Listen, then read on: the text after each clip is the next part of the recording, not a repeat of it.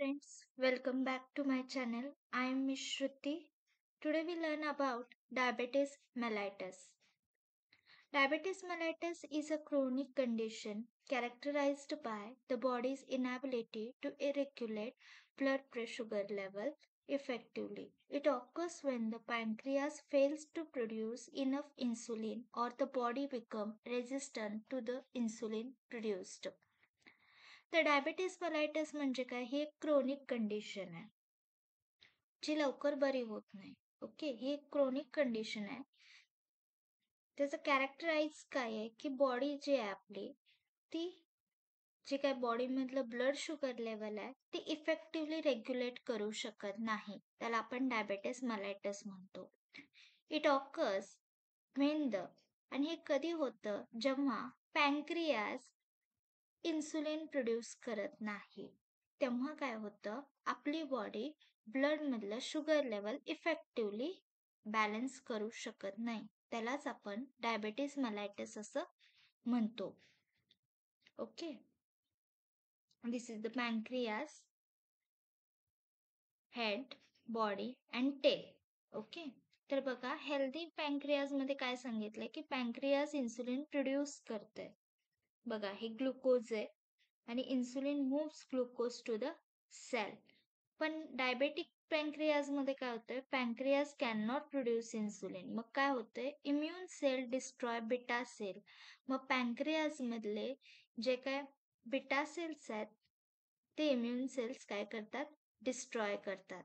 Immune cells destroy beta cell. Immune cells beta सेलला destroy करतात. मग मोर ग्लुकोज होऊन जाते ब्लड मध्ये. का? कारण इथे इन्सुलिनच नाही आहे. इन्सुलिन काय करतं, मेंटेन करतं. ओके, बॉडी मधली ब्लड मधली जे शुगर लेवल आहे ते मेंटेन करते इन्सुलिन. पण इथे इन्सुलिन प्रोड्यूसच नाही होत आहे तर ते मेंटेन कसं करणार? त्यामुळे सगळा हा इम्बॅलन्स होतोय आणि आपल्याला डायबिटीस मेलाइटसला सफर करावं लागतं. Okay, next types of diabetes. आता डायबिटीसचे टाइप्स कोणकोणते आहेत? Type first diabetes, type second diabetes and gestational diabetes. 3 types आहेत. Type first, type second and gestational diabetes. खूप छोटासा क्वेश्चन आहे हा आणि एकदम सिंपल आहे, जो तुम्हाला एक्झामच्या दृष्टीने सुद्धा महत्वाचा आहे आणि डे टू डे लाईफ मध्ये हे तुम्हाला माहित असणं गरजेचं आहे. त्यामुळे फर्स्ट आहे डायबिटीस फर्स्ट, म्हणजे type first diabetes caused by autoimmune reaction that destroy insulin producing cells in the pancreas. Type first diabetes आपण कुणाला म्हणतात, कुणाला म्हणणार आहे, जे पॅनक्रियाज मधले सेल्स आहेत जे इन्सुलिन प्रोड्यूस करतात. मग ग्लुकॅगॉन असेल, ओके, ते काय करतं, इन्सुलिन प्रोड्यूस करतं. तर टाइप फर्स्ट डायबिटीस मध्ये काय होतं, जे इन्सुलिन प्रोड्यूस करणारे सेल्स आहेत पॅनक्रियाज मधले तेच डिस्ट्रॉय होतात, तेच नष्ट होतात. त्याला आपण टाइप फर्स्ट डायबिटीस असं म्हणतो. Type second occurs when the body becomes resistant to insulin or doesn't produce enough of it. Second मध्ये काय होतं, बॉडी तुमची इन्सुलिनला रेजिस्टंट करतच नाही आणि इन्सुलिन प्रोड्यूस करतच नाही. फर्स्ट मध्ये सेल डिस्ट्रॉय होतात, सेकंड मध्ये ते इन्सुलिनच प्रोड्यूस करत नाही सेल. त्याला आपण टाइप सेकंड डायबिटीस असं म्हणतो. Gestational diabetes develops during pregnancy and usually resolve after the baby is born. Okay, म्हणजे काय की प्रेग्नेन्सीच्या पिरियडमध्ये तुम्हाला जेव्हा डायबिटीस मेलाइटस होतो तेव्हा त्याला आपण गेस्टेशनल डायबिटीस असं म्हणतो. ओके, म्हणजे प्रेग्नेन्सीच्या वेळी तुम्हाला डायबिटीस होणार आणि जसं बेबी बर्थ होईल तसं तो सॉल्व्ह होणार, म्हणजे पुढे वाढणार नाही. त्याला आपण गेस्टेशनल डायबिटीस असं रेफर करू शकतो. Okay, understood. Type first, type second, type third नाही म्हणायचं, गेस्टेशनल म्हणायचं. Okay, next is a causes and risk factor. आता कोणकोणती कारणं आहेत की ज्याच्यामुळे डायबिटीस मेलाइटस होतं? फर्स्ट आहे जेनेटिक फॅक्टर. जर समजा तुमच्या फॅमिलीमध्ये आजी आजोबांना जर असेल डायबिटीस, तर तो तुम्हाला सुद्धा होण्याचे रिस्क असते, चान्सेस असतात. असं काही नाही की त्यांना म्हणलं तुम्हाला व्हायलाच पाहिजे, पण रिस्क आहे. Okay. Having a close relative with diabetes increases the risk. Second, lifestyle factor. तुमची जीवनशैली कशी आहे? तुम्ही ओबेज आहात का? खूप जाड आहात का? कारण खूप जाड असलेल्या माणसांना डायबिटीसचा प्रॉब्लेम असतो, कारण त्यांचा पॅनक्रियाज इन्सुलिन व्यवस्थितरित्या प्रोड्यूस करत नाही आणि माणूस सारखा खात असल्यामुळं पॅनक्रियाज पण कन्फ्यूज होऊ शकते की बाबा याला किती द्यायचं इन्सुलिन. जास्त काही नसतं, पण सिस्टीममध्ये बिघाड होऊ शकतो. फिजिकल इनॅक्टिव्हिटी, नुसतं खाताय आणि बसताय, खाताय बसताय झोपताय एवढंच करताय, तर तुम्हाला सुद्धा डायबिटीस होऊ शकतो. Poor diet can contribute to the development of diabetes. Poor diet जरी असेल, फॉर एक्झाम्पल वजन वाढते म्हणून जेवायचं नाही, असं जर पुअर डाएट असेल तुमचं, तर सुद्धा तुमच्यामध्ये डायबिटीस डेव्हलप होऊ शकतो. Third one is a medical condition. Certain conditions like polycystic ovary syndrome can increase the risk of diabetes. आता समजा तुम्हाला कोणता तरी आजार आहे, त्यामध्ये सुद्धा ॲज अ कॉम्प्लिकेशन म्हणा किंवा कॉम्प्लिकेशनच म्हणा, तर त्याच्यामुळे काय होतं तुम्हाला डायबिटीस होऊ शकते. आता पॉलिसिस्टिक ओव्हरी सिंड्रोम म्हणजे काय? हे एक हार्मोनल डिसऑर्डर आहे, ज्याच्यामध्ये तुमच्या ज्या ओव्हरीज असतात त्या एनलार्ज होतात आणि त्याच्यामध्ये छोटे छोटे सिस्ट दिसायला लागतात आउटर एरियामध्ये, म्हणजे आउटर कव्हर वरती. त्याला आपण पॉलिसिस्टिक ओव्हरी सिंड्रोम म्हणतोय, तर त्याच्यामध्ये सुद्धा आपल्याला डायबिटीस होण्याचे चान्सेस असतात. Fourth one is a age and ethnicity. Age and ethnicity. आता इथेनिसिटी म्हणजे काय? Any cases? तर इथेनिसिटी म्हणजे काय? की हे कल्चरल कॅरेक्टर असतं आपलं, सोशल अँड कल्चरल कॅरेक्टर. म्हणजे असं काय त्याने स्पेशल दिलं नाही की सोशल अँड कल्चरल फॅक्टर सुद्धा इफेक्ट करतात असं. पण इथनिसिटी म्हणजे तुमचं त्याच्यामध्ये सोशल अँड कल्चरल कॅरेक्टरिस्टिक आलं, बॅकग्राऊंड आलं. ओके. तर ह्याच्यामध्ये काय, एजमध्ये the risk of type 2 diabetes increases with age. जसं जसं एज वाढत जाईल तसं टाईप 2 डायबिटीस तुमचा वाढत जातो. म्हणजेच काय, की इन्सुलिन प्रोड्यूस करत नाही सेल. ओके. आणि वेगवेगळं डिफर कधी होतो? कल्चर वाईज, सोशल वाईज ते डिफर होत जातं. Okay. Understood? Causes and risk factor. Okay. Genetic factor, lifestyle factor, medical condition, age and ethnicity. इथं बघा, family history, overweight, lack of exercise, unhealthy eating. Next, symptom and diagnosis. आता symptoms काय काय दिसतात? 3 पीज लक्षात ठेवायचे डायबिटीस मलायटस मध्ये. 3 पी कोणकोणते आहेत ते? पॉलिप्लेजिया, पॉली मी 3 पीज ऑफ डायबिटीस सांगते तुम्हाला. पॉलिप्लेजिया, पॉलिडिप्सिया आणि पॉलियुरिया. ओके. पॉलियुरिया, polydipsia and पॉलिपेजिया. आता म्हणजे काय? पॉलियुरिया म्हणजे काय? फ्रिक्वेंट युरिनेशन होते, सारखं युरिनला जाऊ वाटतं तुम्हाला. पॉलिडिप्सिया म्हणजे काय? सारखं तहान लागते. आणि पॉलिफेजिया म्हणजे काय? की एक्सेसिव्ह हंगर, म्हणजे भूक लागते. तर इम्पॉर्टंट डायबिटीस मलायटस मध्ये हेच आहे की तुम्ही साइन सिम्पटम आल्यानंतर 3 पीज लक्षात ठेवलेच पाहिजे. I will repeat: polyuria, polydipsia and पॉलिफेजिया.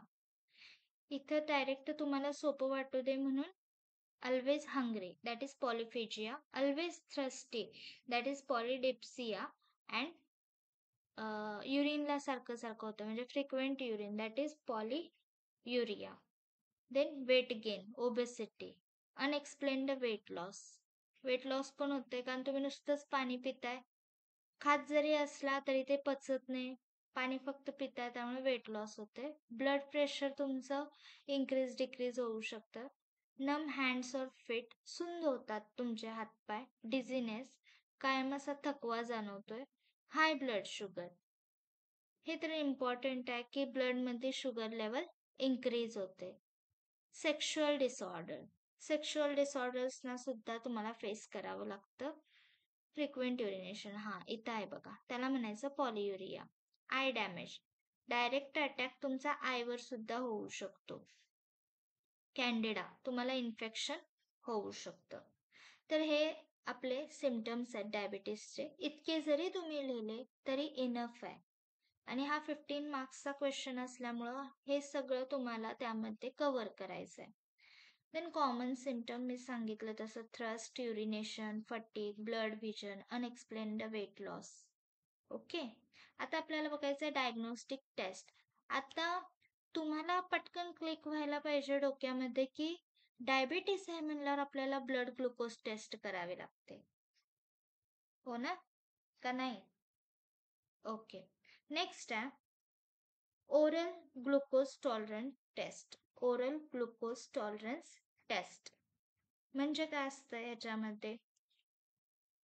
तर ह्याच्यामध्ये आपण काय करतोय, आपण मेजरमेंट करतोय की how well the body can process larger amount of sugar. म्हणजे काय बघतोय आपण ह्याच्यामध्ये, ही एक मेडिकल टेस्ट आहे.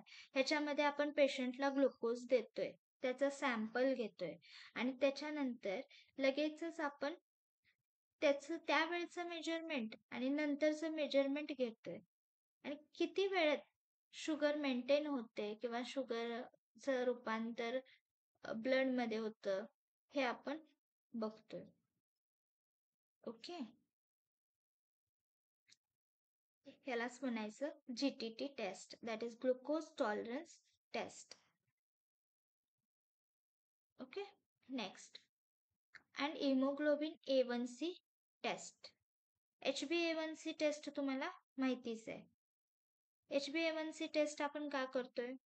हे एक हिमोग्लोबिनची टेस्ट आहे, म्हणजे ब्लड टेस्ट आहे, ज्याच्यामध्ये आपण ग्लुकोज लेवल 2 ते 3 मंथमध्ये कशी आहे ते चेक करतोय. लगेच आपण डायग्नोज करत नाही की ह्याला डायबिटीस आहे. तर आपण 2 ते 3 महिने ते काय करतो, चेक करतो. त्यालाच म्हणायचं ग्लायकेटेड हिमोग्लोबिन टेस्ट और A1C test. Early detection. Early डिटेक्शनमध्ये काय येणार, तुमचं रेग्युलर चेकअप येणार, स्क्रीनिंग टेस्ट येणार की जेणेकरून डायबिटीस आपल्याला आयडेंटिफाय करता येईल लगेचच.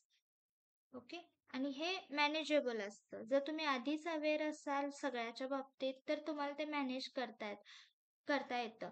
पण ऐन टायमाला तुम्हाला समजलं की तुमचे 200च्या पुढं शुगर लेवल आहे, तर मात्र तुम्हाला मेडिकल चेकअप शिवाय, मेडिकल ट्रीटमेंट शिवाय पर्याय नाही. Clear? Okay, next is a complication of diabetes. आता ज्याला डायबिटीस आहे त्याला कोणकोणते कॉम्प्लिकेशन होऊ शकतात? तर कार्डिओव्हॅस्क्युलर डिसीज म्हणजेच काय, heart related.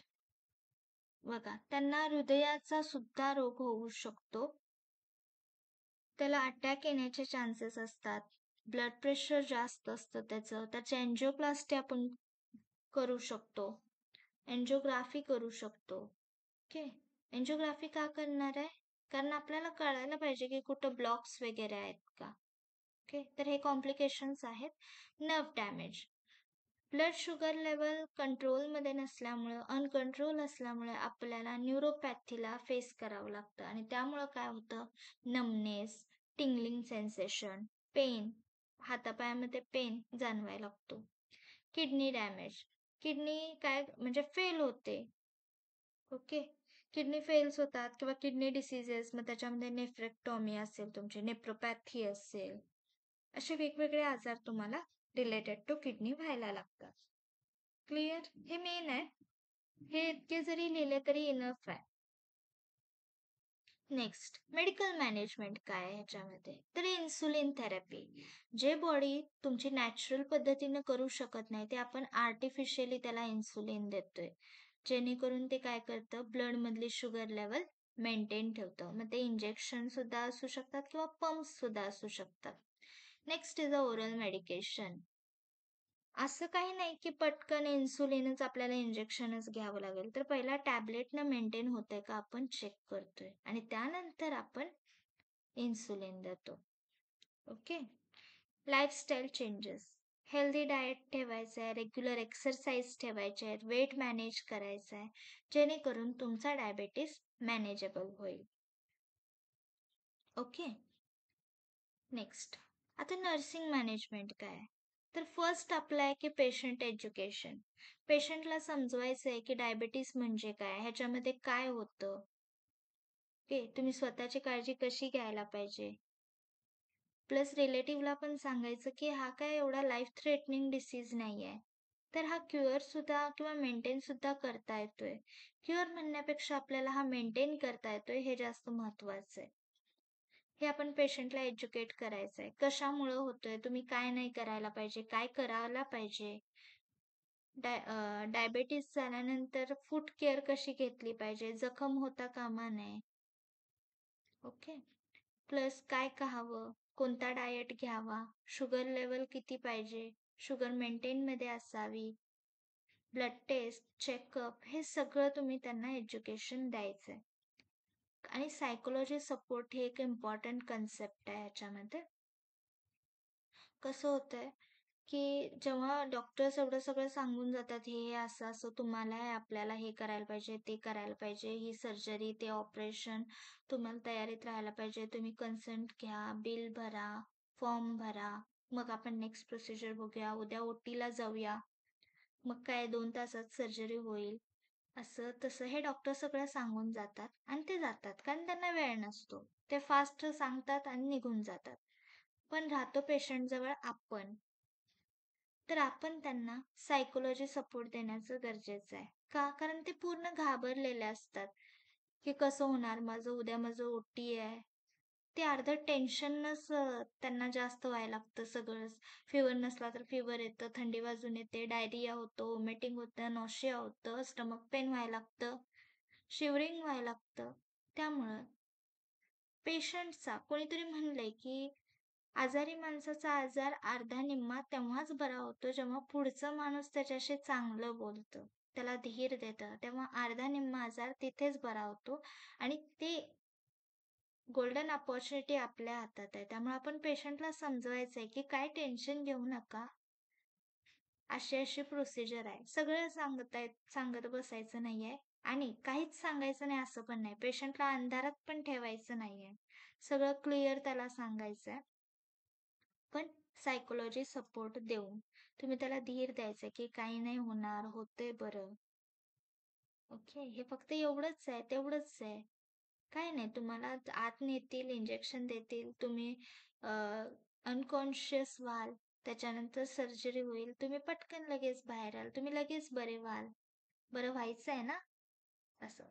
With smile, with positive support तुम्ही सायकोलॉजिकल सपोर्ट द्यायचा आहे त्यांना, जेणेकरून पेशंटला वाटेल की हां, मी इथं एकटा नाही आहे, माझ्यासोबत टीम आहे.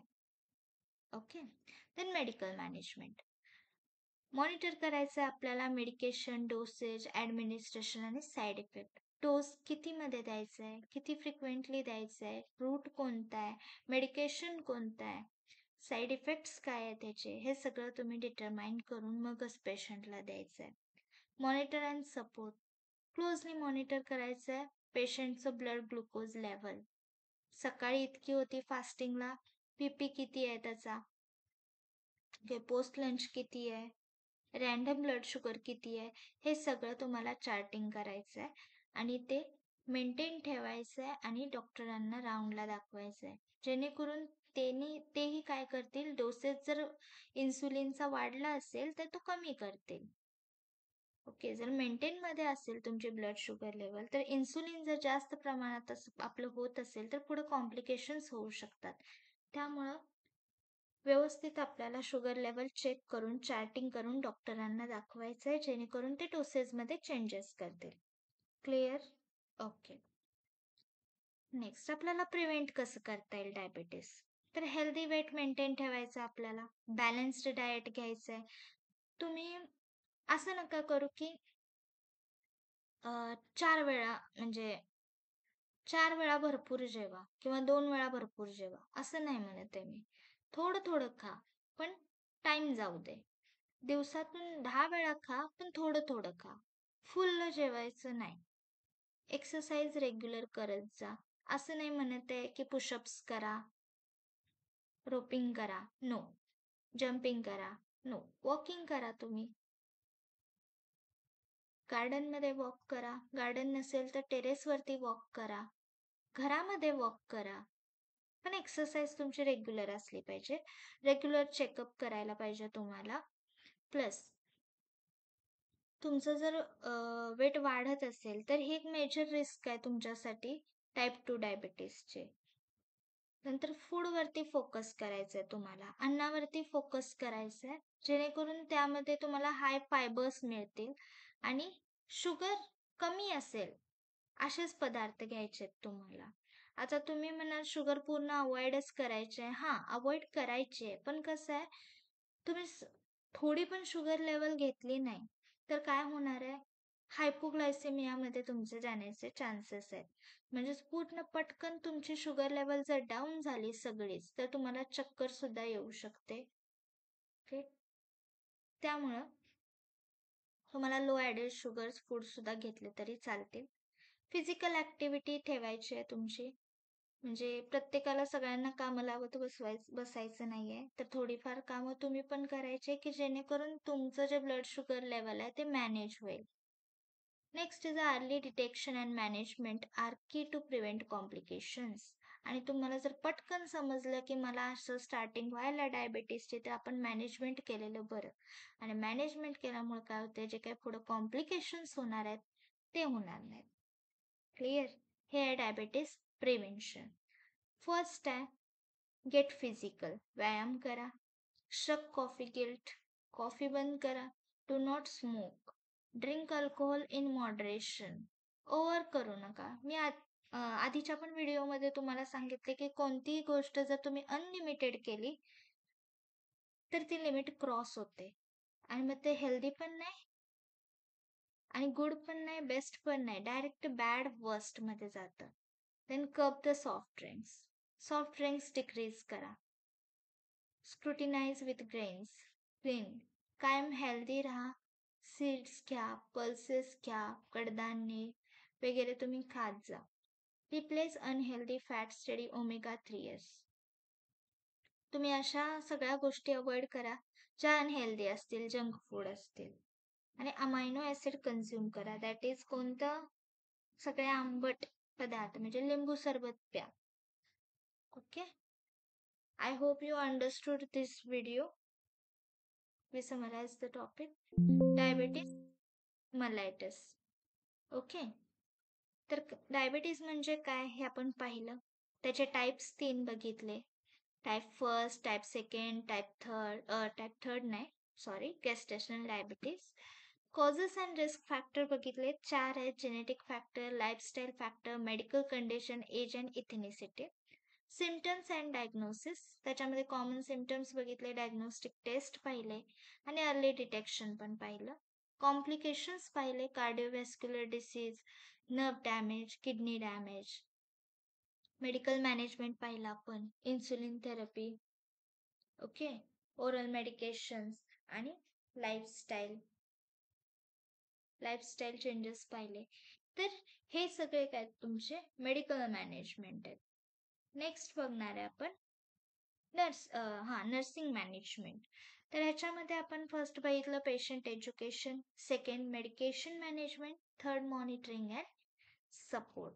देन आपण पाहिले की डायबिटीसला प्रिव्हेन्शन कसं करायचं. जर तुम्ही अर्ली डिटेक्शन अँड प्रिव्हेन्शन केलं तर कॉम्प्लिकेशन्स तुम्हाला होणार नाही.